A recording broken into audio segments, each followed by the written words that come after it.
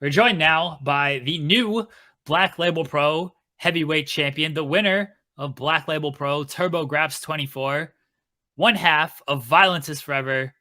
Kevin Koo is here. How you doing, Kevin? Hello, good morning. Good morning. Thank you for joining us this morning. How you feeling after this weekend? I'm rested now, but I was pretty beat up and tired yesterday morning and all day. So What's it like working basically a tournament environment, and not only a tournament, but this is a 1 day tournament. I know there was the show in the morning and then the show in the evening, but you did all these matches. This was 4 matches in 1 day. Yeah, it's pretty hard because I'm obviously pretty used to doing tag team wrestling, so I have Dom to kind of lean on if I need help or get tired. But doing 4 singles matches in 1 day with only I don't know, an hour rest time between all of the first match and then the next 3 matches is really rough. But that's kind of what I prepare for now. I prepare for long matches or a lot of matches at once, just in case that type of stuff happens, or I need to wrestle for a very long time. Luckily, that doesn't happen a lot, but it's better just to stay prepared than have to, be in that situation where you get blown up or too tired, which I was pretty early on. You had to face Dominic in the first round. That seems a little unfair that they book you against your tag team partner, who is a guy I would imagine we've spoken before, and we've spoken to Dominic as well. Imagine you guys are gonna hit each other a little bit harder, just knowing things are good between you. Or maybe I'm wrong, and maybe it's you know what, we got a lot of matches coming up after this. Let's work it. Let's not go out there and hit each other quite as hard. Yeah. To go from Matt Mikowski to Dom was kind of hard. In a sense, it wasn't, because they're kind of a bit of the same, where they hit rather hard each, and they have kind of similar styles. But I know Dom a lot better, obviously. So going into it, I considered maybe going a little bit easy because he is my friend, but then that's not really how me or him work. We don't really have any off days or periods where we need to take things easy. Any opportunity we have, we just kind of go as hard as we can, because you never know what's going to be the last one, or who's watching what. So I wanted to ask, y'all, the big transition going from, such a known tag team specialist to winning, this singles tournament, 4 matches in 1 day. What's the biggest challenge and the biggest difference for you being in a tag team match in comparison to a singles match? Figuring out tag team matches is a lot different than singles matches, because you have to worry about 2 to 3 other people in the ring. Especially modernized tag team matches where sometimes there's everyone in the ring at once, or people streaming in and out, which a lot of people hate that, but I think that it makes it more interesting. And I'm very much in the camp of I'm trying to have the crowd have fun, then impress someone that has some outdated view of professional wrestling in 2023, almost 2024. So if that's what the crowd that you're playing to is having fun to, then by all means do that. Who cares? But sorry, that was a tangent I had to go off on. It's really hard to try to figure out to go from tag team matches to singles matches, back and forth. But then just to do tag team matches to 4 singles matches in a row, it's shit, I really have to recalibrate my brain to what do I do? Because there's certain things that I do now that are predicated on Dom coming in, us doing a tag team move or something like that, or doing it at the same time. So I have to be oh wait, I can't do this without someone there now. So it looks a bit weird if I just do one part of the move and I'm waiting for the next part. Oh shit, okay, well, I have to figure other things out. Gotta ask about the FTR match. Last time we spoke, we had the big call outs at Beyond last year. FTR is doing the Open Challenge. We spoke about it. You're I don't know if Tony Khan knows us, if that's a thing. Like he knows you guys. You've been on Collision, you've been on ROH TV. When are we getting this? We saw him against the Workhorsemen. When are we getting this, Kevin? Hopefully sometime soon. If not by the end of the year, next year. Me and Dom made points after we were done with like Collision or ROH things that we did to like introduce ourselves to Tony. So like he physically knows we are human beings on this earth. Because he's an extremely busy person, and I know that like the man doesn't have enough time in the day to like watch some small indie show or like know everything in the world. Like I saw something where he works like 80 hours in a week or something like that. I'm like, that's absolutely insane. But I believe it because he has to deal with all his pro sports teams and then like 4 shows between wrestling TV and then like trying to still be a fan. Like it's insane. I can't imagine how tired he is at all times.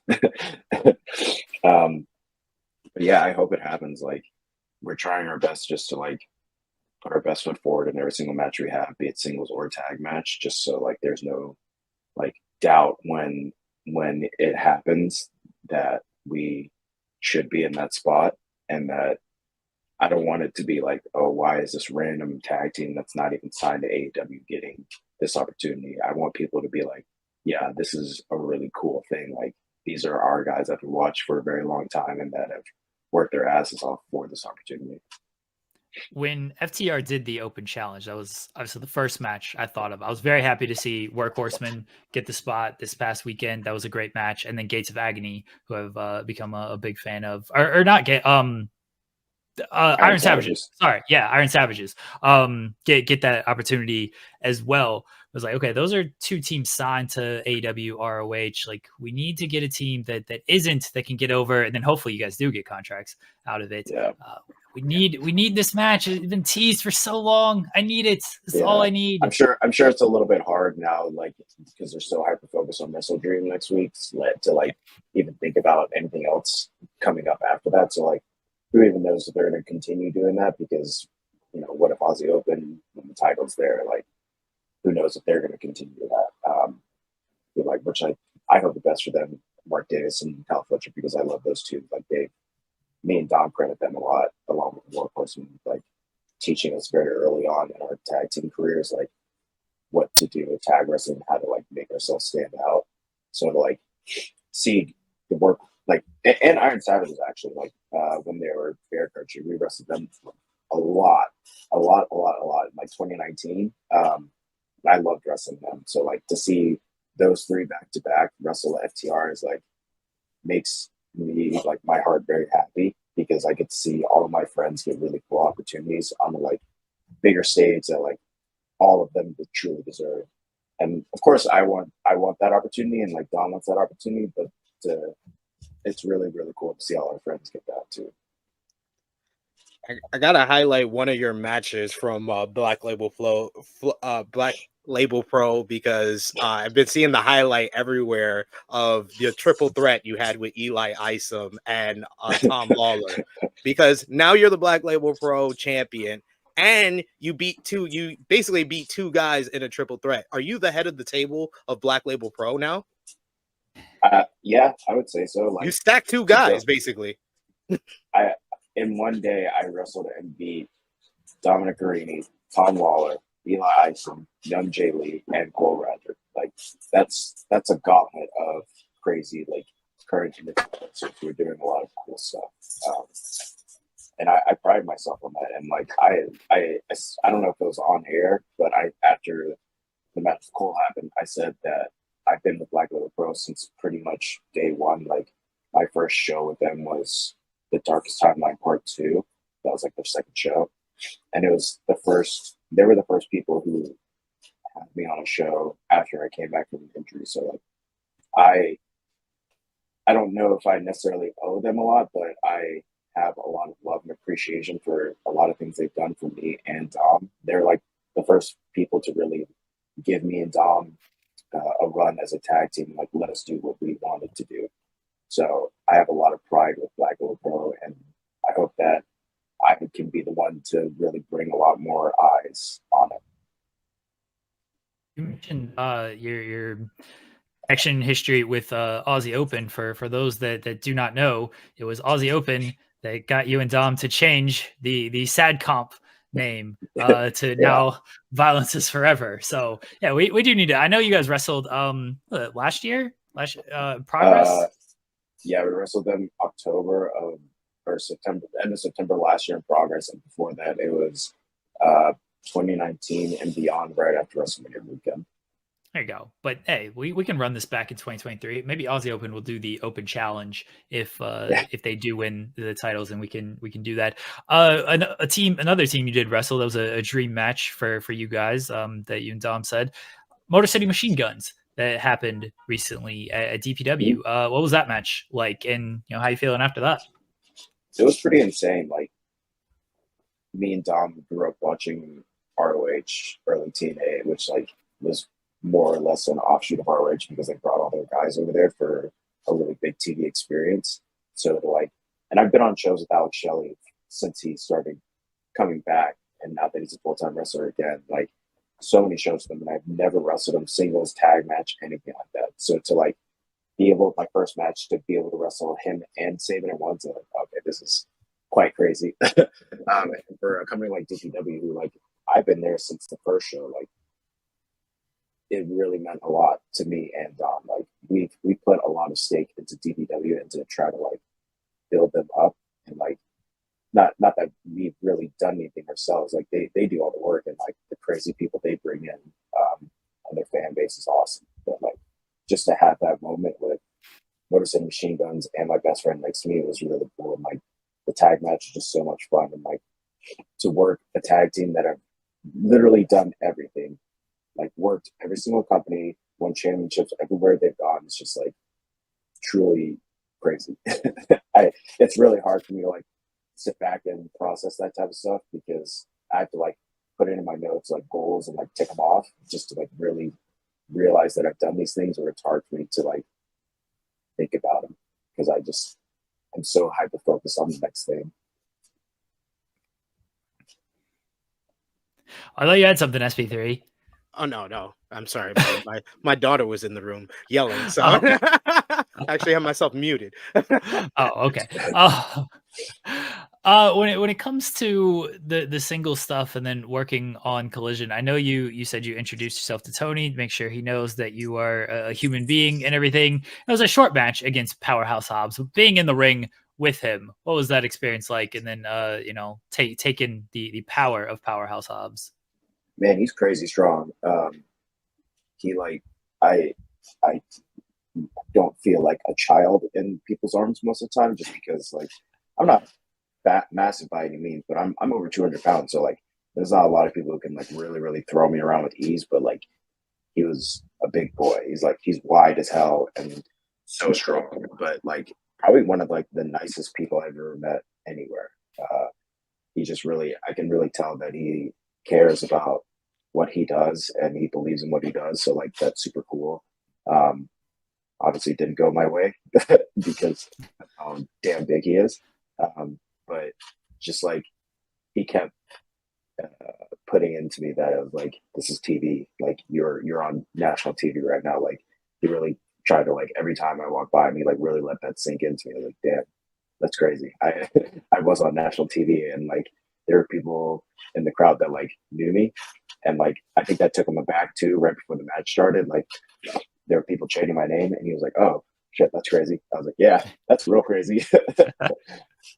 Nah, that's a dope experience. And you've been in the ring with Powerhouse Hobbs. You talk about wanting a matchup with FTR, and you've faced pretty much every top tag team that's out there that we talked about here. Aussie Open, Motor City Machine Guns. Who's on your list, whether it be singles or tag team, of the people you want to be in the ring with next? Oh man, quite honestly, the only reason I can remember this is because they recently just got released, but it's Grizzly Young Vets. They just got released, and I don't know if they have a 90-day compete clause or whatever, but we've made it very apparent to every promotion that we work for that asks us who we want to wrestle, them. They are at the top of the list right now. Before they got signed, they were the most interesting tag team to me, because they did things not necessarily different, but I think they did things kind of like FTR does, but in a more modern spin. Because Zach Gibson is very much like he's very much like an old school like kind of TV wrestler, but then James Drake is a very like modernized independent wrestler. So their styles mesh really cool. So I think that would be a really cool match. I don't know if they have a 90-day compete clause, by the way, because I think that's a contract expiration from them and not a release. So I don't, yeah, I know their contracts were coming up. I don't think they were like part of a releases. So you might be able to get that match sooner than later. That would be a really crazy end to the year if that happened. We're actually waiting on like a couple of things to see if they are confirmed or not for the end of the year. So like if that happens and then the GYP match happens, like I don't really know like how to process my year if that happens. We won't spoil anything, but it sounds like got some big things in the works when it comes to matches. I'm gonna move away from wrestling here for a second. You were recently at Disney and took a bunch of photos there. Favorite rides? Any rides that you can bury and like, nope, that didn't live up to expectations? How was your experience at Disney? I've been to Disneyland before, but I haven't been during Halloween time in a while. So like my birthday was like, it was my birthday trip, but it was like my birthday was about 2 weeks before, but the Halloween stuff hadn't happened yet. So I specifically wanted to go for that. And the first thing I rode was the Haunted Mansion theme. So like I always love that because that's my favorite ride. And it's just so cool. Like I don't really care about Nightmare Before Christmas, but it's just really cool to see how they do it on the ride. And they're apparently adding more stuff because of the movie that just came out. Like in the ride, they added the Hatbox Ghost, which is like when we rode by, we were just yelling, "That's Jared Leto!" Even though you can't tell it's Jared Leto in the video. So that was cool. Rides that I didn't care for. It's really hard because I go to Disney as like kind of a different person. Like I go with a very open mind where I just kind of enjoy everything. And like I usually hate kids, but I'm like, yeah, this is Disney, whatever. Like they're probably miserable because they want to go to sleep and their parents are dragging them around for something they'll never remember. But let's see. You know, a ride that I'm kind of over that I've ridden a couple of times at Disneyland and World is Smuggler's Run, the Millennium Falcon run or ride. It's like it's cool the first time, but then afterwards it's really predicated on who you have with you. So like if you're in a group of 4 and you happen to get all 4 on the ride, cool. But if you're in a group of like 1 or 2 or 3 and you have other people on the ride that like just don't care or like aren't paying attention, then it's like you're just sitting there watching a screen, so it kind of sucks. So like I just completely skipped that ride altogether. I was like, I'm not even gonna mess with this. And it was like I think it was like a 30-minute wait. Every time I walked by, I was like, that's not even worth it. And then at one point it went down to 10 minutes. I'm like, yeah, I don't care. Oh, and I got to ride the Cars ride during Halloween too. So like that whole land is themed for Halloween. So that's really sick. All right, so we're gonna clickbait headline: Kevin Koo buries Star Wars on this. No, not Star Wars specifically, but just the Millennium Falcon. That you got heat with Han Solo. Yeah, it's a hunk of junk. So Cody's gonna be very mad. He's a big Star Wars fan. He's gonna be very mad about all of this. He'll message you. I'll talk to him about the Ahsoka series. So there you go. I don't know anything about Star Wars outside of just the original, whatever the original movies are, and then the new movies. But what Boba Fett, that whole series, that just Mandalorian. Mandalorian, that's my jam. Honestly, if you really enjoyed the first 3 movies, you would like all the like Disney Plus series that they came out with, because there are a lot of like it happens in between. Some of them happen like right before episode 4, and then some of them will happen afterwards. The Ahsoka series is probably like the best thing they've come out with since I don't fucking know ever. If you ever watch like. I really, during the pandemic, I got really into the Clone Wars series and the Rebel series just because I had nothing else to do.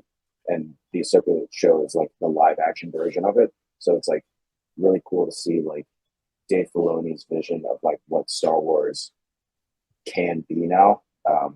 There's a lot of really cool nerd shit in there. But if you like, you obviously don't have to know anything about like all of the new movies that came out recently, because they're pretty much right on your nose.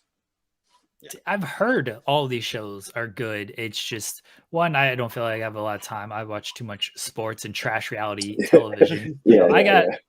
I got to watch Temptation Island and stuff. Kevin, that's where the drama is, not the Star Wars. I get it. So. I get it. Kevin, we appreciate you joining us today, man. Let everybody know where they can find you at and what you got coming up. Kevin XQ on Instagram, Twitter, X, whatever you want to call it.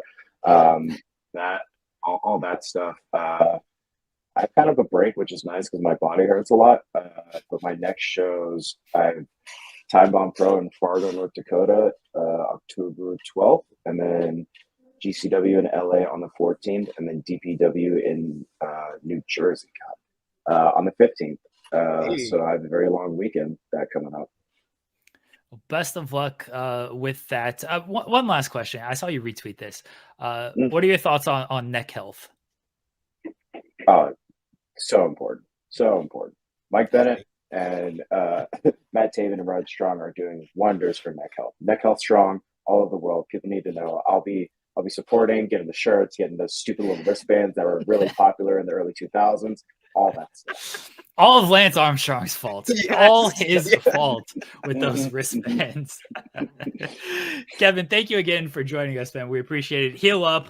Congratulations on Black Label Pro winning the title this weekend. Anytime I can watch somebody beat up Cole Radrick, I'm a happy person. So thank you for that. Kevin, thank you, man. Enjoy the rest of your day. Cool. Thanks, guys. Thank you, Kevin. Thanks, man. Take care.